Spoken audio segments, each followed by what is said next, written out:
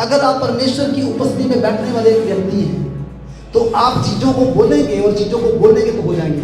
पिछले दिनों में आंधी आई बहुत तेज, जब आप पूछ रहे थे कहाँ पहुँचे थे, घर में गए, बहुत तेज आंधी थी। और जब तेज आंधी थी तो है ना, मैं छत पे खड़ा हुआ और मैंने जब थे बोला, मैं क्या आंधी बताओ रुकवा दे आंधी, है ना। और मैं क्या 5 मिनट में बारिश आएगी, कितने मिनट में बारिश आएगी। और मैंने कहा प्रभु अगर एलिया कर सकता हम भी कर सकते हैं।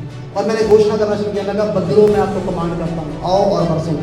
और मैं चाहता हूँ आज देखिए, हम पहली कुंजी जो है वो है प्रार्थना। सो मेरे मन में आया कि आज मैं आपको प्रार्थना के बारे में सिखाऊँ, और हम आज एक अलग रीति से प्रार्थना के बारे में सीखेंगे, अलग रीति से प्रार्थना के बारे में। एक प्रार्थना करने वाला व्यक्ति शैतान के लिए बहुत खतरनाक है। पढ़ के देखो बाइबल में, जितने भी लोग बाइबल में प्रार्थना करने वाले थे वो एक योद्धा थे। और प्रार्थना को शैतान क्या करना चाहता है, चुराना चाहता है। जब एक व्यक्ति प्रार्थना करना शुरू करता है, स्वर्ग काम करना शुरू कर देता है। आपको पता, पृथ्वी पर जब तक एक व्यक्ति प्रार्थना नहीं करता, परमेश्वर कभी भी काम नहीं करते। जब हम भजन संहिता पढ़ते, वहाँ पे लिखा है स्वर्ग परमेश्वर का है, लेकिन पृथ्वी उसने किसको दी है, मनुष्यों को दे दी है। उत्पत्ति की पुस्तक में जब परमेश्वर ने 5 दिन में सब कुछ बनाया और 6ठे दिन मनुष्य को बनाया, तो परमेश्वर ने क्या किया, वो पृथ्वी का सारा कुछ आदम के हाथों में सौंप दिया। अब आदम को पृथ्वी देती है। जब परमेश्वर एक बार कोई चीज़ किसी को दे देता है ना, फिर वो वापस नहीं लेता। फिर वो कहता है सारी जिम्मेदारी इस पृथ्वी पर काम करने की किसकी है, उसकी है। सारे बोलो हालेलुया। तो परमेश्वर ने क्या किया, ये पृथ्वी दे दिया, पृथ्वी अब हमारे पास है और स्वर्ग परमेश्वर का, ये सब है दोनों उसके, लेकिन आपके हाथों में उसने दिया है। ये ऐसे है जैसे मान लो कोई फैक्ट्री है, तो फैक्ट्री का एक एरिया उस मालिक ने किसी के हाथ में दे दिया, तूने इसको देखना है। अब मालिक क्या करेगा, सिर्फ है ना, वो पूछेगा क्या किया भाई, है ना, लेकिन करना किसकी जिम्मेदारी है अब। इसीलिए परमेश्वर ने हमें अपॉइंट किया है और परमेश्वर ने ये पृथ्वी हमारे हाथों में दे दिया है। और परमेश्वर चाहता है पृथ्वी पर प्रार्थना करने वाले लोग हों। कौन से लोग हों, प्रार्थना करने वाले लोग। इसीलिए बाइबल में लिखा है जब हाबल की डेथ हुई ना, उसके बाद आराधना बंद हो गई। हाबल एक आराधना करने वाला व्यक्ति था, लेकिन उसी पीढ़ी में से एक व्यक्ति आता है और जब उसका जन्म होता है, लिखा है तब से लोगों ने प्रार्थना करना शुरू कर दिया। परमेश्वर ने कहा ये कैसे हो सकता है, इस पृथ्वी पर आराधना करने वाले लोगों की कमी कभी भी नहीं होना चाहिए। इस पृथ्वी पर प्रार्थना करने वाले लोगों की कमी कभी भी नहीं। परमेश्वर खड़े करता है। एक जगह पे लिखा है, परमेश्वर कहता है मैं प्रार्थना करने वाली आत्मा को भेजूंगा। किसको भेजूंगा, प्रार्थना करने वाली। आपको पता है एक अभिषेक है, प्रार्थना करने का अभिषेक, है ना। घंटों घंटे आप प्रार्थना कर सकते हो। जब प्रार्थना करने बैठोगे आपको पता भी नहीं चलेगा आप कितनी देर तक प्रार्थना करोगे। हम एलिया के बारे में देखते हैं, कितने लोग जानते हैं एलिया के बारे में। और बाइबल में जब हम पढ़ते हैं पहला राजा 17 अध्याय उसकी 1 आयत में एलिया एकदम से प्रकट होता है। एलिया का कोई बचपन नहीं बताया, एलिया के बारे में कुछ नहीं बताया, लेकिन एलिया एकदम से प्रकट होता है। अहाब से आकर वो बात करता है। देखो कितने वो है ना कॉन्फिडेंस से बोल रहा है। और ये एक परमेश्वर के सामने उपस्थित रहने वाला व्यक्ति है। एक प्रार्थना करने वाला व्यक्ति परमेश्वर के सामने उपस्थित रहने वाला व्यक्ति है। जब हम प्रार्थना करते हैं, हम परमेश्वर के सिंहासन के सामने जाते हैं, हम परमेश्वर के सामने उपस्थित रहते हैं और हम परमेश्वर के दिल को जानते हैं। हिजकिय्याह एक प्रॉफिट था, बहुत प्रार्थना करने वाला व्यक्ति था। ये जितने भी प्रॉफिट थे ये बहुत प्रार्थना करते थे। इसलिए वो कहता है कि जिस परमेश्वर के सामने मैं उपस्थित करता हूँ, ये भविष्यवक्ता परमेश्वर की आवाज़ है। ये परमेश्वर की आवाज़ बनकर आया है अहाब के पास। इजराइल भटक गया और अहाब राजा ने क्या किया, जो इजराइल का राजा था, लोगों को भटका दिया और लोगों ने परमेश्वर की आराधना करना छोड़ के राजे के पीछे लगकर और चीज़ों की आराधना करना शुरू कर दिया। और यहाँ पर एलिया आता है एक अधिकार के साथ। उसके पास अधिकार है, भविष्यवक्ता के पास एक अधिकार होता है। हालेलुया। और अधिकार के साथ क्या कहता है, वो कहता है जिस परमेश्वर के सामने मैं उपस्थित रहता हूँ उसके जीवन की शपथ, इन वर्षों में मेरे बिना कहे ना तो मेघ बरसेगा ना ओस पड़ेगी। क्या कर दिया इसने, स्वर्ग को बंद कर दिया, क्योंकि इसके पास अधिकार है बंद करने का और खोलने का, क्योंकि वो परमेश्वर की आवाज़ है। अब इसने बंद कर दिया है। और आपको पता जब इसने ये बोला, उस दिन से इजराइल में बारिश होना बंद हो गया। पता ये क्यों किया इसने, बारिश को बंद क्यों किया, क्योंकि वो लोग बाल की पूजा करते थे और बाल देवता था बारिश का देवता। और वो कहते थे बाल हमें आशीष देगा, बाल बरखा लेके आएगा, हमारी खेती बढ़ेगी और हमारी खेती बढ़ेगी, हम आशीष पाएंगे। एलिया ने कहा तुम ये सोचते हो कि बाल बारिश डालता है, मैं तुम्हें बताता हूँ बारिश को डालने वाला कौन है। और कहता जब तक मैं ना बोलूँ ना मेघ बरसेगा ना ही पृथ्वी पर ओस पड़ेगी। 3.5 साल तक पृथ्वी पर बारिश नहीं, क्या नहीं पड़ी बोलो, बारिश नहीं पड़ी। और यहाँ तो उसने प्रार्थना नहीं किया, क्या किया उसने? घोषणा किया है। क्या किया बोलो? हम घोषणा की ताकत को समझते नहीं। आप जब बोल रहे हैं परमेश्वर से मैं प्यार करता हूँ, परमेश्वर चाहते हैं आप परमेश्वर से बोले, परमेश्वर से आप प्यार करते हैं, लेकिन हम मुंह खोलते कई बार, है ना। शैतान कहता है तूने मुंह खोलेगा तो कुछ हो जाएगा, तूने मुंह नहीं खोलना। प्रार्थना करने के लिए भी क्या करना पड़ता है? मुंह खोला। भविष्यवाणी करने के लिए क्या करना पड़ता है? हीलिंग करने के लिए क्या करना पड़ता है? स्वर्ग को बंद करने के लिए भी क्या करना पड़ेगा? मुंह खोलना पड़ेगा। मुंह खोलना पड़ेगा तो स्वर्ग बंद होगा, मुंह खोलोगे तो स्वर्ग खुल जाएगा। अब देखो उसने बंद भी किया, उसने खोल भी दिया। मैं चाहता हूँ 18 से पढ़ेंगे, 18 की 1 से। कितने लोगों को समझ आ रहा है? ये हम सब कर सकते हैं। यहोशू ने पता क्या किया था? आपको पता है यहोशू ने क्या किया? युद्ध चल रहा था, सूरज जब अस्त हो जाता था ना तो लड़ाई खत्म हो जाती थी। यहोशू ने उस अधिकार का इस्तेमाल किया और यहोशू ने पता क्या किया? उसने सूरज को बोल दिया तू यही खड़ा हो जाएगा जब तक हम युद्ध। आपको पता कितने देर तक सूरज वही का वही खड़ा हो गया। और ये इतिहास है। और आज भी जब साइंटिस्ट जब इस दुनिया के समय को देखते हैं, वो कहते हैं यार एक ऐसा दिन है जो बीच में से गायब है। पता 24 घंटे, कितने घंटे सूरज रुका रहा? हालेलुया। लेकिन पता कौन था वो? यहोशू। मूसा उपस्थिति से उठ के आ जाता था, लेकिन यहोशू परमेश्वर की उपस्थिति में बैठने वाला एक व्यक्ति। सब बोलो हालेलुया, जोर से बोलो हालेलुया। आपको नींद आएगी क्योंकि शैतान चाहता नहीं आप ये वचन सुने। और जब हम बोलते हैं ये नेचर हमारे अधिकार में है, क्या है ये नेचर? पूरी ये नेचर के ऊपर परमेश्वर ने क्या दिया? हमें अधिकार दिया। यहोशू ने, है ना, कहा सूरज से कि यहीं पे रुक जा। 24 घंटे तक सूरज को वहीं पर खड़ा कर दिया जब तक इजरायली युद्ध जीत नहीं गए। अगर आप परमेश्वर की उपस्थिति में बैठने वाले एक व्यक्ति हैं, अगर आप प्रार्थना करने वाले एक व्यक्ति हैं, आप असंभव कामों को करेंगे। कौन से कामों को? देखो मतलब कि आत्मक लोग जो हैं वो आने वाली चीज़ों को सुन लेते हैं और समझ लेते हैं। तो लोगों को पता है स्टोरी के बारे में। एलिया क्या कर रहा था? अब प्रार्थना कर रहा था। परमेश्वर ने जब कहा था 3 साल के बाद बारिश होगी, तो क्या एलिया को प्रार्थना करने की जरूरत थी? अगर आपकी ज़िंदगी में परमेश्वर ने कुछ कहा होगा तो फिर भी आपको प्रार्थना करने की ज़रूरत है। अब एलिया प्रार्थना करने चला गया और एलिया साधारण प्रार्थना नहीं कर रहा। एलिया एक बड़े मतलब के दर्द के साथ प्रार्थना कर रहा है। जैसे एक लेडी एक बच्चे को जलते समय, है ना, पीड़ा में होती है, ऐसे एलिया ने प्रार्थना करना शुरू किया। और जब उसने प्रार्थना करना शुरू किया, अपने सेवक से कहता है जा समुद्र की ओर देख कर, को बादल आता है। वो कहता कोई भी बादल नहीं आता। कहता जा 7 बार जा। अब पहली बार गया कुछ नहीं हुआ, दूसरी बार गया कुछ नहीं हुआ, तीसरी बार गया कुछ नहीं हुआ, चौथी बार भी जाता है तो कुछ नहीं होता। लेकिन एलिया को ये पता है कि परमेश्वर कुछ करेगा ही करेगा।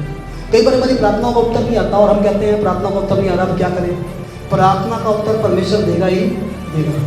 अगर परमेश्वर ने कुछ कहा है आपके जीवन में करने के लिए, परमेश्वर करेगा ही करेगा।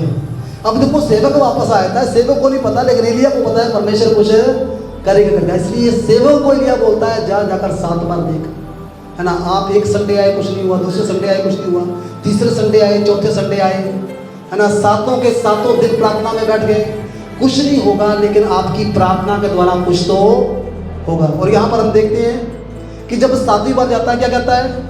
क्या हुआ है? छोटा सा हाथ कितना बात है, वो कहता है बन की बात। आपको पता परमेश्वर एक चिन्ह देता है आपकी ज़िंदगी में काम करने के लिए। ये एक चिन्ह था कि इसके पीछे एक बड़ी बारिश की सनसनाहट भी आ रही। कई बार थोड़ी सी जगाई मिलती है ना, उसके पीछे एक बड़ी जगाई है। कई बार थोड़ा सा काम होता है, उसके पीछे एक बड़ी टेस्टामनी है। कई बार थोड़ा सा परमेश्वर करके दिखाते हैं कि तुम विश्वास करो, बाकी भी आपकी ज़िंदगी में होने वाला है। और आपको पता है जैसे वो आता है उसके बाद बादल आते हैं और बड़ी बारिश, एक बड़ी बारिश का। और आपको पता है एलिया क्या करता है ना, एलिया ने यहाँ पे क्या किया? प्रार्थना के दौरान क्या किया? प्रार्थना के दौरान एलिया ने किसको खोला? पहले उसने बंद किया था, यहाँ पे क्या किया उसने? तो कुंजी क्या है? कुंजी क्या है? आपको पता आप अधिकार में कैसे बढ़ते हो? अगर आप प्रार्थना करने वाले व्यक्ति हो ना, आपको पता है प्रार्थना जब आप करते रहोगे आपके अधिकार का लेवल बढ़ता जाएगा। जब आप प्रार्थना करोगे, प्रभु की हजूरी में बैठोगे, परमेश्वर धीरे धीरे आपकी अथॉरिटी के लेवल को बढ़ाता जाएगा, है ना। हम जब स्टार्टिंग में आते प्रार्थना करते, कई बार हमारे शब्दों से कुछ नहीं होता, कई बार मैंने जब मिनिस्ट्री शुरू किया, मैं लोगों के लिए प्रार्थना करता था, कुछ काम हुए कुछ काम नहीं हुए, लेकिन मैंने देखा जैसे हम प्रार्थना में बढ़ते हैं काम बढ़ जाते हैं। कई बार क्या हुआ, आप 100 लोगों के लिए प्रार्थना करेंगे, 5 बंदे चंगे होंगे, लेकिन जब आप प्रार्थना करते रहेंगे, प्रभु से मांगते रहेंगे, तो क्या होगा, एक समय आएगा प्रार्थना करेंगे 100 में से 20 चंगे होंगे, एक समय आएगा 100 में से 40 चंगे होंगे, एक समय आएगा 100 में से 50 चंगे होंगे, एक समय आएगा जब कंस्टेंट आप प्रेयर कर रहे हो, तो एक समय आएगा जब आप 100 लोगों के लिए प्रार्थना करके 100 लोग चंगे होंगे। हालेलुया।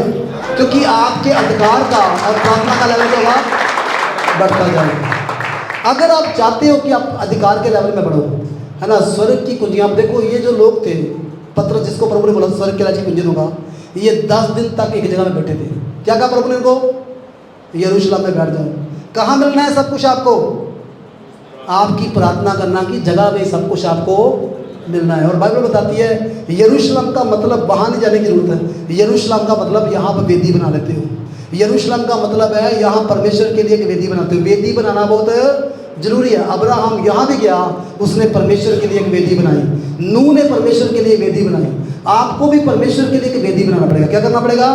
परमेश्वर के लिए एक वेदी जब आप बनाओगे, वो है आपकी प्रार्थना की जगह। यीशु जाते जाते अपने लोगों से कहते हैं यरूशलेम में चले जाओ, इंतजार करना, जो मैंने कहा है तुम्हारी जिंदगी के ऊपर पवित्र आत्मा उतरेगा। 10 दिन तक वो वहाँ बैठे और 10 दिन तक वो प्रार्थना कर रहे हैं। हम पता क्या सोचते हैं, हम 1 घंटा 2 घंटे प्रार्थना करते हैं, हम सोचते हैं 2 घंटे में हो जाएगा। परमेश्वर आपकी भूख को देखना चाहता है। परमेश्वर देखना चाहता है सचमुच क्या आप चाहते हो कि जहाँ ऐसे प्रार्थना कर रहे हो। सब लोग डिजायर रखते हैं। मुझे बताओ कितने लोग चाहते हैं, है ना, कई बार हम सलमान खान को देखते हैं, कहते हैं सलमान खान की जैसी बॉडी हमारी भी बन जानी चाहिए।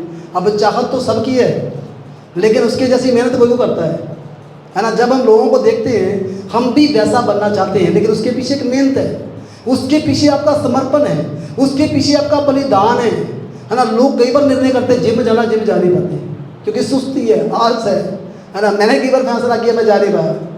हालेलुया, है ना। हम कई बार सोचते हैं ये करना है, हम चाहते हैं अधिकार में बढ़ना, हम चाहते हैं प्रार्थना में बढ़ना, लेकिन क्या करना पड़ेगा?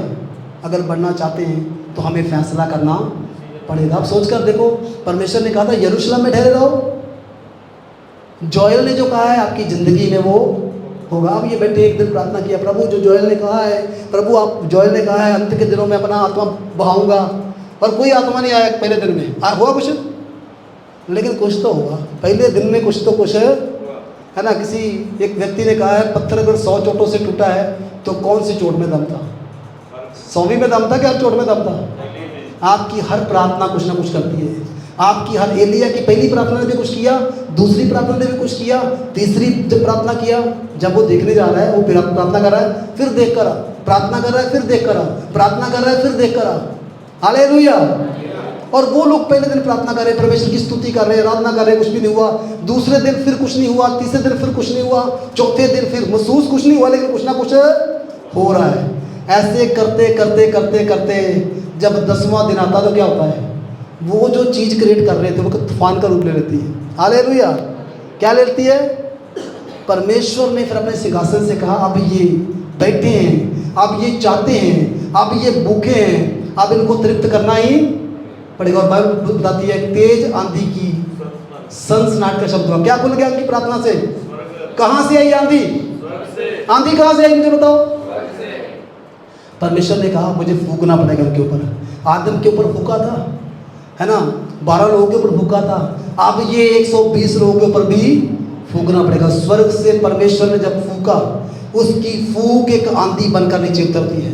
और लिखा है कि बड़ी आंधी का सनसनाहट का शब्द होता है, एक बड़ा आवाज़ होता है, लोग इकट्ठे हो जाते हैं, आग उनके ऊपर उतर आई, और लिखा है आग की जीभें उनके ऊपर आकर ठहर जाती। क्यों उतरी? क्योंकि क्या किया उन्होंने? क्या किया था उन्होंने? क्या कर रहे थे वो परमेश्वर की बाट जो रहे थे। और बाइबल में लिखा जो परमेश्वर की बाट जोते हैं वो नया बल पाते हैं। अब बल उनके ऊपर उतरा है, अब सामर्थ उनके ऊपर उतरी है, क्योंकि वो बल पाने के लिए वहां पर बैठे थे। वो कहते हैं परमेश्वर हमें ये चाहिए, परमेश्वर जो आपने कहा है वो चाहिए, परमेश्वर का काम करना है तो अभिषेक चाहिए। और अभिषेक एकदम से नहीं मिलता कभी भी, इसीलिए बाइबल लिखा मांगोगे तो मिल जाएगा। हम इसको समझ नहीं पाए, ये मांगोगे ना, जो जहाँ लिखा है ना, असली भाषा में लिखा है जो मांगता ही रहता है उसको मिल जाता है। जो कंटिन्यू चाहत रखता है, जो हर रोज बैठता प्रभु मुझे ये चाहिए, प्रभु एकदम से नहीं देते किसी को भी कभी। और अभिषेक के भी चरण हैं, अधिकार के भी चरण हैं, और विश्वास के भी चरण हैं। जब हम प्रभु की हजूरी में बैठेंगे, हम प्रभु से वो पालेंगे जो पाने के लिए हम बैठे हैं। और यहाँ पे लिखा है कि उसने क्या किया, 120 लोगों ने प्रार्थना करके किसको खोल दिया, स्वर्ग खोल दिया। क्योंकि आंधी कहाँ से आई, जंगल से नहीं आई। कहाँ से आई आंधी, स्वर्ग से आंधी आई है। और जब वो आंधी आपकी ज़िंदगी में आओगे, आप सेम नहीं रहोगे। जब वो आंधी आपके जीवन के उतरेगी, आप बदल जाओगे। जब आंधी उतरेगी, आप कमज़ोर नहीं रहोगे, बलवंत बन जाओगे। लेकिन आपको प्रार्थना लगातार करना पड़ेगा, फिर ही आंधी आपके जीवन में आएगी। अदरवाइज आंधी आपके जीवन में नहीं आएगी। अगर आप चाहते हैं आंधी आए, तो आंधी के लिए आपको परमेश्वर को पुकारना पड़ेगा। बाइबल में क्या लिखा है, तू मुझे पुकार, मैं सुनकर तुम्हें उत्तर दूंगा। हमें मुंह खोलना पड़ेगा, हमें परमेश्वर से बोलना पड़ेगा, प्रभु हमें चाहिए, प्रभु हम भूखे हैं, प्रभु हमें कुछ और नहीं, आप चाहिए प्रभु, आपका मसा हमें चाहिए, आपका बल हमें चाहिए। और प्रभु को कंटिन्यू बोलना पड़ेगा। प्रभु विश्वास करते हैं, तू करने जा रहा है। और जब विश्वास करेंगे, जो विश्वास करेंगे वो आपकी ज़िंदगी में हो जाएगा। एलिया ने क्या किया, प्रार्थना के द्वारा स्वर्ग को खोला। 120 लोगों ने क्या किया, स्वर्ग को खोला। और जब आप प्रार्थना करते हैं, प्रार्थना वेदों को आपकी ज़िंदगी में प्रकट करती है। क्या करती है, हालेलुया।